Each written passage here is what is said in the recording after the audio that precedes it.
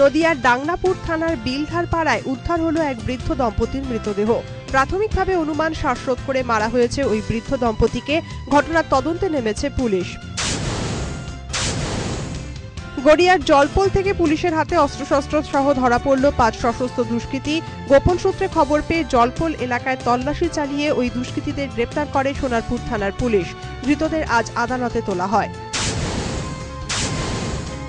ঝাড়গ্রাম জেলা পুলিশের তৎপরতায় ধরা পড়ল 7 ডাকাত।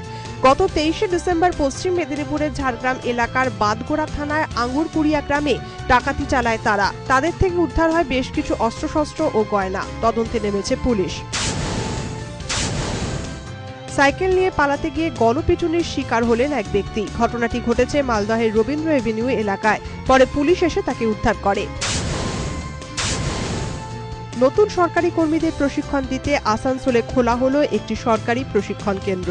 বর্ধমানের জেলা শাসক কেন্দ্রটির উদ্বোধন করেন।